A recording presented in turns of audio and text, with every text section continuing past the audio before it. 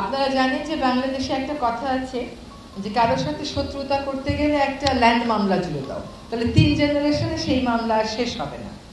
তো আজকে সেই 3 জেনারেশন যেন না লাগে, 1 জেনারেশনেই যেন মামলা শেষ করা যায়, সেই জন্য সিপিসির কিছু সংশোধনী আনা হয়েছে, যাতে করে যারা বিচার প্রার্থী তাদের সময় কম লাগে, তাদের টাকা কম লাগে। অনেক সময় আমরা যারা উকিল আছি তারা নানান অজুহাতে বিভিন্ন সময় নিয়ে মামলার প্রক্রিয়া বিলম্বিত করি, সেটা যেন না হয় সেরকম কতগুলো সিদ্ধান্ত এসে কয়েকটা উদাহরণ আমি আপনাদেরকে দিচ্ছি।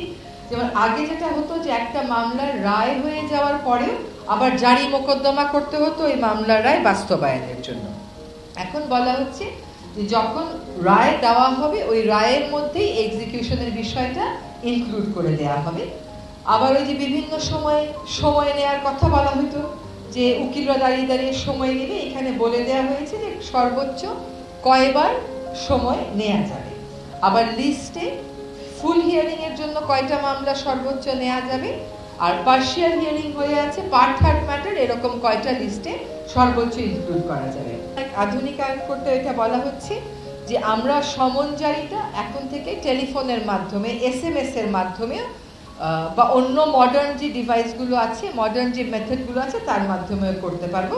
ফাঁসিয়ে দেওয়ার জন্য ভুয়া মামলা করা হয়, আগে সেটার শাস্তি ছিল 20,000, এখন সেটাকে বাড়িয়ে 50,000-এ করা হয়েছে। সিপিসির এই হচ্ছে সংশোধনীগুলোর কথা বলা হয়েছে সেটা।